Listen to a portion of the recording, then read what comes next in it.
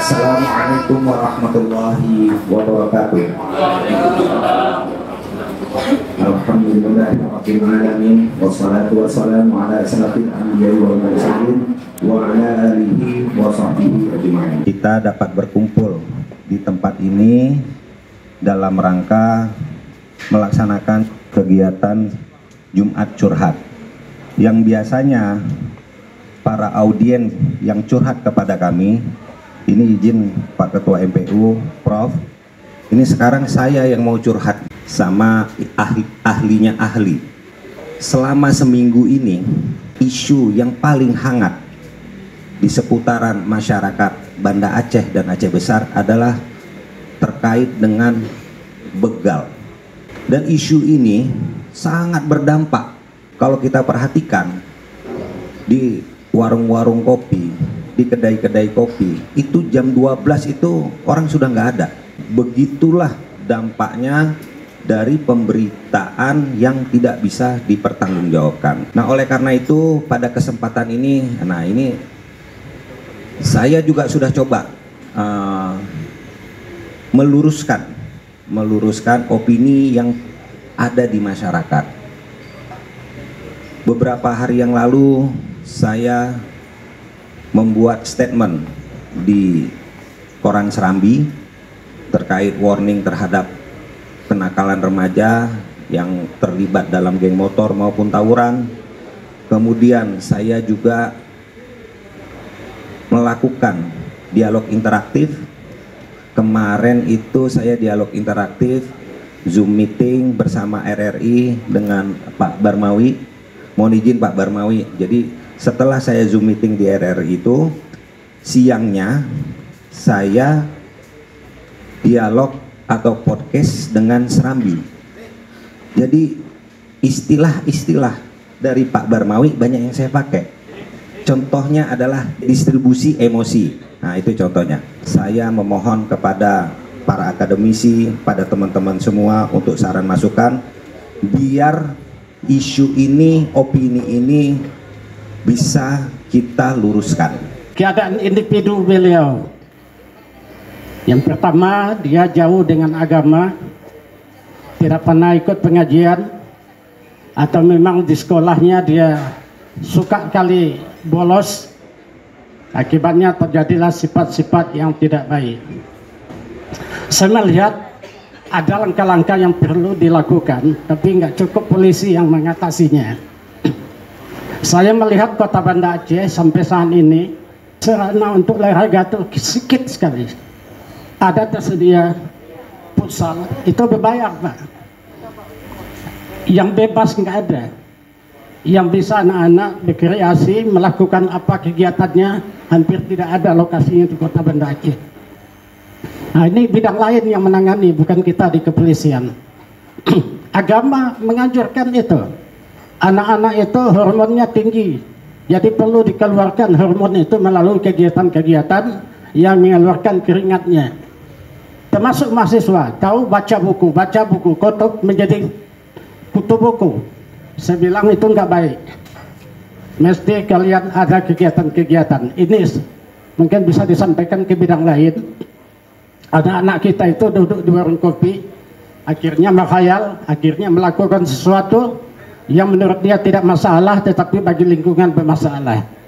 Jadi dicari jalan keluar untuk mengatasi gejolak jiwa yang sedang berkembang menuju kedewasaan.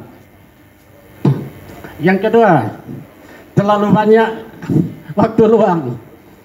Nah, namanya pengangguran dan sebagainya. Akhirnya timbul khayalan-khayalan, yang khayalan itu nggak ada jelas pangkalnya, tidak jelas ujungnya. Ini juga tidak dibolehkan dalam agama. Kalau dalam agama, kalau memang sudah bergejolak kejiwaan itu puasa banyak-banyak. Kalau agama, tetapi kita mungkin tidak bisa menyampaikan itu, mungkin sampaikan melalui sekolah Pak. Melalui sekolah, apalagi usia SMA. Mungkin yang menyampaikan ceramah di dalam apel itu sekali Bapak Pak. Ya Bapak menyampaikan itu. Dan sudah dilakukan. Bidang narkoba sudah melakukannya itu, sudah banyak kita lihat. Jadi kalau itu koordinasi terjadi, insya Allah kami yakin betul. Dan apa yang kita lakukan saat ini, maaf, ini penutup. Apa yang kita lakukan saat ini hakikatnya Pak, untuk memperbaiki umat. Apa yang kita letakkan pada hari ini dan kapanpun Bapak sudah melakukannya, itu amal Bapak, Pak. Apabila dampaknya itu bisa berkelanjutan, maka Bapak mendapat sedekah, pahala sedekah jariah yang disebut ilmu yuntafa'u bihi. Ayo, saya bisa mengajak, kita lakukan apa yang bisa kita lakukan. Kalau mungkin apa yang kita lakukan saat ini ada pondasinya, pondasinya itu akan diikuti oleh umat di belakang kita, insya Allah. Menurut adat Banda Aceh nggak mungkin kejadian yang macam diberitakan itu, tapi udah terjadi, apa boleh buat. Jadi untuk itu, ayo kita beramal sama-sama, kita lakukan apa yang dapat, kita buat apa yang sanggup. Kemudian insya Allah amal kita itu menjadi andil pahala bagi kita penduduk Banda Aceh khususnya dan penduduk Aceh besar sekitarnya, ya secara umum. Jadi sebagai ahli ilmu sosial begal konsep sangat negatif. Saya cenderung sebagai ilmuwan sosial sering menyebutkan kalau adik-adik itu yang ada sedikit gejala yang kenakalan, menyebut kenakalan remaja. Karena nakal itu biasa bagi remaja.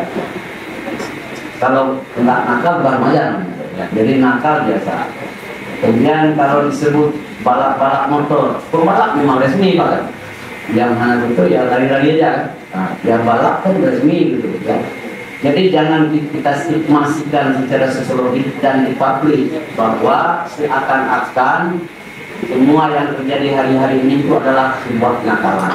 Kita kadang-kala ini berita hoak itu dibuat oleh orang yang nggak sekolah, lalu diproduksi oleh orang-orang bodoh, ngut medung nggak beres tuh.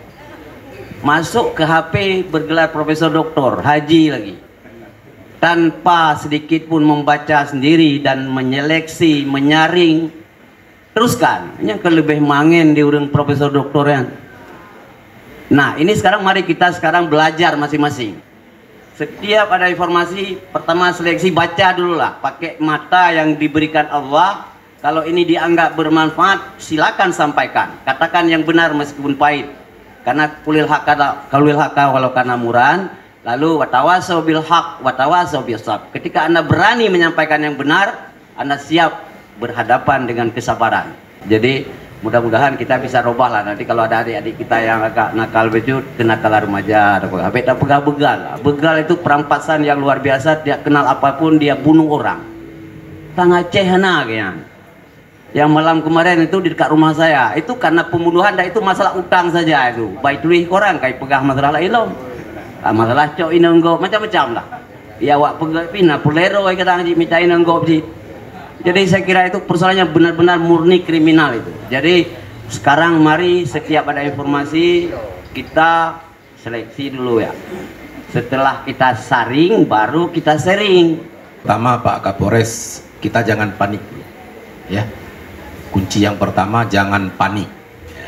Jadi kalau ada isu-isu seperti ini, Bapak Ibu di masyarakat, kata kuncinya jangan panik. Kalau udah panik nanti jadi masalah. Jadi ada orang waktu tsunami, ketika gempa kedua, 3 bulan kemudian ada gempa lagi, itu ada satu orang meninggal karena dia lompat dari lantai 2 ke bawah Pak. Meninggal dunia karena panik. Nah, jadi hati-hati, jangan panik.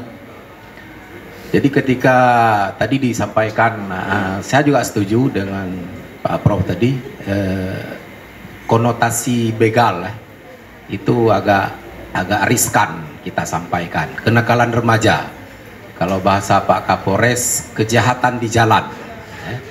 Jadi kenakalan remaja, ya benar. Jadi kenakalan remaja itu hal biasa. Jadi remaja itu dia kan 18 tahun ke bawah itu masih remaja, 18 tahun ke atas baru dewasa. Jadi mulai 11 tahun sampai 14 tahun, 15 tahun itu remaja awal. Kemudian 15 sampai 17 tahun itu remaja akhir. Jadi posisi mereka adalah antara anak-anak dan remaja. kemudian antara remaja dan dewasa, namanya dewasa semu. Nah, jadi ketika dia berbuat sesuatu, saya bukan anak-anak lagi. Ya, itu katanya, saya sudah gede kok, bukan anak-anak lagi. Jadi sementara kalau ada masalah, kita kan nggak bisa bawa masuk penjara dia. Kita hukum, baru ada hukuman anak-anak, 18 tahun ke bawah. Nah, itu yang penjara di Lambaru. Saya juga berapa kali datang ke penjara Lambaru, itu juga banyak anak-anak. Ternyata dibanding persentase jumlah penduduk Aceh, malah bukan 1%, Pak Kapolres. Malah lebih kecil lagi. Penduduk kita itu kan 5 juta sekian. Remaja berapa orang? Kemudian berapa persentase yang melakukan kejahatan di jalan? Mungkin kalau untuk Banda Aceh ya lah. Jadi kecil. Jadi jangan diekspos apakah itu media massa, media online yang salah. Jadi ini yang menjadi masalah, orang panik. Kemarin waktu kita di RRI kan ada satu orang ibu-ibu yang bertanya, sambil nangis dia, takut sekali kami. Nah, berarti kan informasi yang masuk ke otak dia negatif. Kalau saya keluar dibegal gitu. Jadi kan jadi susah. Kemudian kalau menurut saya apa solusinya? Tadi sudah disampaikan masalah dan solusi. Kalau ditanya sama saya apa solusi? Saya punya solusi psikoterapi kreatif. Namanya psikoterapi kreatif. Jadi anak-anak remaja ini kreatif, Pak. Nah, jadi kreatif. Jadi dia balap-balap itu kreatif. Nah, kan? Cuma balap nggak pakai helm dia. Tapi yang kita lakukan adalah pendekatan dengan anak. Jadi saya pikir ibu bapak punya anak remaja, kalau versi perkembangan anak yang paling cepat dewasa adalah anak perempuan dibanding anak laki-laki. Anak perempuan dia cepat dewasa. Jadi umur 13 tahun, 12 tahun itu sudah matang secara emosional. Sementara laki-laki tidak. Jadi anak-anak remaja ini makna dipeluk perlu dirangkul. Saya setuju teman-teman mahasiswa, ini ada mahasiswa saya aja. Teman-teman mahasiswa, biasanya anak remaja kalau mau curhat itu bukan pada orang dewasa, Pak. Harus dengan teman sebaya dia. Saya akan mengambil sudut pandang tentang politik dan keamanan karena tadi sudah dijelaskan dalam aspek sosiologis, psikologis dan lain-lain. Ada beberapa catatan penting saya yang memang perlu saya headline di sini. Yang pertama, kejadian, saya lebih tepat mengatakan kenakan remaja ya, karena kalau saya kaitkan dengan begal terlalu jauh diksi katanya, terminologinya nggak masuk, terminologi juga nggak masuk, karena begal itu bagian dari kenakalan remaja. Jadi jangan dipisahkan pemahaman diksi kata. Hal yang ingin saya tegaskan di sini bahwa kondisi ini telah mengganggu stabilitas sosial masyarakat, Pak. Jadi mengganggu stabilitas sosial masyarakat yang nantinya ujungnya mengganggu stabilitas keamanan. Saya jujur ini mengapresiasi tadi sudah diberikan sama Bapak ya, bahwasanya Kapolres ini mampu melihat fenomena ini dan mengambil langkah cepat. Kalau enggak ini bisa bahaya, Pak, bagi dalam momentum pemilu. Bisa dikait-kaitkan nih, mainan apa lagi nih? Ya, apalagi momentum pemilu nih. Kok muncul pada saat momentum pemilu, kejadiannya rentetannya sama. Kalau kita lihat, kita cermatin, saya cermatin ternyata ini kriminal murni. Ya, tidak ada kaitan dengan pemilu. Jadi kalau ada diksi kata atau informasi yang mengatakan ini prakondisi, nggak ada prakondisi. Ya, nggak ada prakondisi, nggak ada apapun. Ketika saya mencermatin by case ya dari apa yang terjadi dari kenakalan remaja tersebut. Jadi langkah ini cepat, Pak. Saya tabik sama Bapak sehingga mampu meminimalisir dan mencegah supaya tidak meluas. Kalau meluas ini kan seperti efek bola salju ya, efek domino yang akan terus terganggu. Nah, hal lain yang ingin saya katakan juga, ketika nanti kita bicara tentang membangun satu tatanan sosial masyarakat, tentang bagaimana membangun kondisi remaja ya yang bisa dalam tanda kutip bisa terkendali, artinya ruang-ruang aktivitas yang untuk menyalurkan itu harus ada. Ya, ruang-ruang aktivitas untuk menyalurkan harus ada. Nah, bentuknya bagaimana? Tergantung kebutuhan mereka. Tergantung kebutuhan mereka. Apa sih yang mereka butuhkan? Uang juga banyak, dana CSR ada. Bukan hanya tadi disinggung dana dari GECI, dana CSR juga ada. Bisa juga bersama-sama saling urun rembuk untuk membangun satu fasilitas ya. Tidak harus juga dana CSR kalau memang terbatas dengan hal itu juga. Nah, yang saya tekankan di sini ketika bicara aspek keamanan ya, ketika distribusi informasi cenderung masif yang negatif, terbentuk mindset di kalangan masyarakat bahwa ini menjadi satu ketakutan sosial. Dan ini berdampak kepada apa? Contoh, salah satu orang tua dari sepupu saya nggak memberikan anaknya untuk keluar malam setelah jam maghrib. Padahal itu penting. Nah, ini beban psikologi tadi dalam pakai pemikiran psikologinya itu bahwa itu sudah masuk di dalam alam bawah sadar kita, bahwa sana itu mengganggu kondisi pikiran dari orang tua. Nah, ini membuat orang tua juga merasa was-was. Nah, sehingga perlu satu intervensi cepat yang memang nanti muaranya bisa menetralisir gejolak ini tentunya. Nah, bagaimana bentuk solusinya? Ya, saya berharap ada patroli rutin lah ya. Kalau dalam kondisi ini bisa seminggu rutinitasnya ada lah ya, patroli rutin itu wajib lah, farduain lah kalau dalam kondisi seperti ini, apalagi menjelang pemilu kan. Dan sehingga jangan nanti kesannya tidak ada andil dari kepolisian. Mohon maaf Pak ya, upaya ketika terjadi semakin marak terjadi. Yang kedua, bagaimana juga peran-peran dari para ulama dai itu juga memberikan penyadaran ya, pendidikan keagamaan ya, baik dari ceramah ya, baik dari guru-guru, termasuk juga guru-guru lah yang ada di sekolah lah.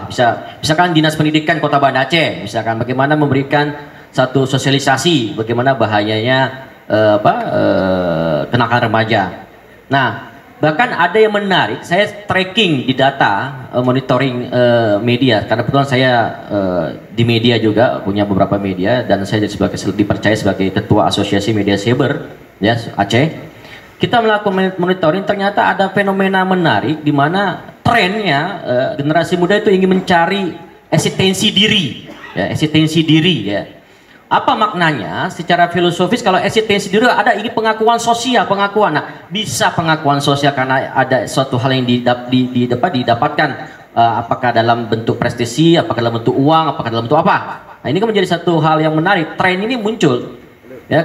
Kalau alasan itu supaya viral kan kok bisa segitu mudahnya ya. Jadi mindset berpikir anak-anak remaja hari ini terlalu dangkal kalau hanya untuk bisa cepat terkenal umpamanya ya. Sehingga ini juga menjadi tanggung jawab oleh semua elemen ya, agar semua pihak punya tanggung jawab moral lah, punya tanggung jawab secara fungsi dan peran masing-masing agar bisa mengatasi lah fenomena ini, sehingga tidak lepas tanggung jawab juga. Apapun cerita, kita hidup di Aceh artinya punya satu nilai rasa senasib, satu nilai rasa untuk saling menjaga yang membuat kita menjadi satu kesatuan utuh. Nah, terpenting juga bagi saya ya, ketika tadi saya sepakat 1000% ya, dengan ahli psikolog mengatakan bahwa jangan mudah resisten dan juga terpengaruh dengan situasi keamanan tanpa kita melakukan penguatan diri. Jadi penguatan diri itu tadi bahasa Prof. Jasman itu apa? Harus ada filter dulu lah, harus ada filter informasi, jangan mudah. Nah, saya juga akan berupaya kepada teman-teman di media supaya bisa lebih mempositifkan lah informasi sehingga tidak terlalu pure negatif muncul ke permukaan yang nantinya tersorot oleh masyarakat, khususnya orang tua, seolah-olah ini menjadi satu ancaman serius dalam kondisi fenomena kenakalan remaja. Nah, terakhir yang ingin saya tegaskan bahwa selain dari keluarga, ulama ya, dan juga institusi pendidikan ya, paling penting juga bagaimana kita memberikan sosialisasi informasi kepada generasi muda dengan berbagai platform, karena gini, mereka akan mudah mendapat informasi dengan dunia yang sudah sangat globalisasi gini Pak. Nah, artinya ruang-ruang itu menjadi ruang yang kosong, yang dimana tidak, karena mereka lebih mudah mendapatkan informasi melalui visual ketimbang langsung, karena cenderung kalau merasa dalam psikologi itu cenderung diintervensi dalam alam bawah sadar pikiran mereka. Tapi kalau mereka lihat sendiri, nonton sendiri ya, itu terinternalisasi ya, bahkan mereka bisa berotokritik ya, bahwasanya oh salah saya nih, nah berarti ini betul. Nah, artinya ruang-ruang sosialisasi itu penting. Polresta Banda Aceh pakai istilahnya sosial media media atau bekerjasama dengan orang-orang yang punya sistem? Selaku mungkin saya lebih ingin melihat pandangan kami anak muda, bagaimana juga sama ini juga kebetulan saya aktif di komunitas anti hoax Aceh Pak. Jadi kita ada kawan-kawan media kampus, kalau di UIN kita ada Sumber Pos, di Usia ada Detak dan beberapa kawan-kawan media lainnya yang fokus. Mungkin sekarang agak case-nya berbeda Pak, karena selama ini kita banyak berdiskusi dengan kawan-kawan, juga banyak yang DM di akun medsos itu tentang hoax politik misalnya. Tapi terakhir menarik ketika dihubungin oleh Bapak kemudian berdiskusi dengan hoax mengenai begal yang viral beberapa waktu saat ini Pak. Karena saya ingat betul beberapa bulan terakhir sebelum pemilu Pak, kita pernah cek di tengah masyarakat itu, mungkin ibu-ibu juga sering dengar hoaxnya tentang penculikan anak di Banda Aceh di Punggah itu Pak. Dan ketika kita turun ke masyarakat, kemudian kita alhamdulillah punya beberapa desa dampingan di masyarakat di Banda Aceh, kita cek tuh. Kalau kita cek video, kalau sering diperhatikan itu dengan Google Earth Pak, jadi dia jelas keluar bahwa itu ternyata video yang diteruskan berkali-kali itu adalah video yang terjadi di Jawa Pak. Videonya di Jawa, tapi narasinya diganti. Sehingga di Banda gawat nih, karena beberapa cerita itu yang pertama sumbernya tidak jelas, misalnya menghasut, yang meresahkan, minta diviralkan. Jadi narasinya diubah jadi wah gawat, di Banda Aceh terjadi penculikan anak. Nah yang efeknya apa? Keresahan di masyarakat. Ibu-ibu jadi kibahnya adiknya, anak ibu itu segala macam. Jadi ada keresahan yang terjadi di masyarakat dari efek ini. Ketika kita cek, oh di Jawa lah kau, oh di Jawa rupanya. Jadi ini yang menarik Pak, karena melihat karakter Aceh juga secara penelitian LIPI di tahun 2018 kita Aceh masuk 3 besar daerah paparan hoax tertinggi di beberapa provinsi Indonesia. Kita Aceh masuk 3 besar itu penyebar hoax kasus hoax terpapar tinggi kita di Aceh. Nah, padahal kalau kita mengkaji sendiri di fatwanya MPU Aceh itu jelas bahwa hoax itu haram. Kalau kita juga mengkaji agama itu juga sama dengan fitnah. Kalau orang zaman itu diskusi dengan orang tua menyebutkan kalau zaman itu radium gigo atau dan sebagainya lah, itu bahwa fitnah dan belum tentu kebenarannya gitu. Nah, kalau kita turun ke masyarakat juga misalnya ke ibu-ibu Pak, kita sering bilang bahwa kalaupun kita mau kaji di segi agama, itu dalam Al-Hujurat, dalam surah Al-Hujurat juga jelas bahwa ketika ada seorang membawa informasi, itu tabayun dulu, diperiksa dulu benar apa enggak, dan terjadi kerusakan di tengah masyarakat. Nah, karena mungkin ya hal menarik yang perlu kita sampaikan bahwa kalau dulu beberapa bulan terakhir misalnya masyarakat terpapar dengan namanya disinformasi, kalau dalam hoax Pak kita belajar, itu ada informasi yang salah, tapi yang menyebarkan tahu itu salah dan sengaja disebarkan demi kepentingan politik, misalnya mengadu domba misalnya, itu sengaja disebarkan. Memang ya secara data juga tidak bisa dipungkiri di era pemimpinan Pak Jokowi, saya bukan anti Jokowi juga, tapi secara data memang buzzer-buzzer yang memang orang yang bekerja itu meningkat Pak di segi penyebaran hoax. Dan yang kalau kita melihat di isu begal sendiri, mungkin kita bisa kategorikan ke namanya misinformasi, di mana informasi yang salah tapi yang nyebarinnya nggak tahu kalau informasi ini salah. Nah, maka saya sangat apresiasi hari ini bagaimana ada ruang diskusi yang Bapak berikan untuk anak muda, karena mungkin kenapa kadang kayak Bapak bilang tadi anak muda takut untuk berbicara dengan orang tua segala macam, karena sering begini Pak, kadang ketika anak muda yang berbicara itu dianggap anak kemarin sore, kadang kurang diapresiasi. Jadi kayak misalnya kita diskusi politik dengan orang tua, jadi kemarin sore pegang politik ngomong kedua. Jadi hal seperti ini yang saya setuju dengan Bapak narasumber tadi bilang bahwa kita dukung, kita apresiasi, kita beri ruang untuk orang-orang muda. Apalagi hari ini hadir kawan-kawan ketua BEM yang mereka juga pemimpin di kampus Pak. Jadi kolaborasi hari ini saya anggap hal yang sangat luar biasa Pak. Jadi mereka juga bisa membawakan, kan mereka ada media masing-masing Pak, di kampus, di BEM Dema Fisip Unsia, di Dema UIN dan Unsia. Jadi mereka bisa mengedukasi kawan-kawan dengan media-media tersebut Pak. Karena kalau Kapolres Banda Aceh bekerja sendiri saya rasa nggak efektif, dan kalau lembaga adat hukum juga bekerja sendiri saya rasa tidak efektif. Tapi kolaborasi yang kita lakukan hari ini semua elemen, saya rasa itu langkah awal untuk bagaimana kita menghadapi masalah tantangan-tantangan yang kita hadapi saat ini Pak. Jadi pada pertemuan kali ini saya coba menyimpulkan apa yang disampaikan oleh narasumber, bahwa pertama kita sepakat isu yang hangat di masyarakat baik di Aceh besar maupun di Banda Aceh, bahkan di seluruh Aceh, itu adalah tentang kenakalan remaja.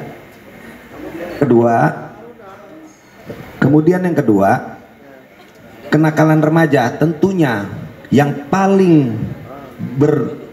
dominan bertanggung jawab dan merubah karakter dari kenakalan anak-anak tersebut adalah peran orang tua. Makanya tadi disinggung oleh seluruh narasumber, kita harus introspeksi diri selaku orang tua. Karena anak-anak itu merupakan cerminan dari orang tuanya. Kemudian yang ketiga, kita harus memberi mereka ruang aktivitas. Harus ada penyaluran yang positif. Nah ini Pak Kecik ini, Pak Alta, mungkin teman-teman ini. Jadi di desa-desa itu penting ada ruang mereka menyalurkan aktivitasnya. Jadi kami mohon kepada teman-teman Kecik, teman-teman Tuhapet, ini dapat didiskusikan di desa masing-masing. Kami sudah coba Pak, karena yang kami anggap sangat meresahkan itu sebenarnya masalah narkoba. Kami udah coba bikin kampung bebas narkoba di dalam pulau ada, kemudian di Rimajene sudah ada juga di Pekanbadak. Dan target kami 3 bulan ini seluruh kecamatan yang menjadi wilayah hukum Polresta Banda Aceh harus terbentuk kampung bebas narkoba, 1 kecamatan sekurang-kurangnya 1. Mungkin wadah itu bisa digunakan Mbak, wadah untuk ruang anak-anak muda di kampung masing-masing untuk beraktivitas.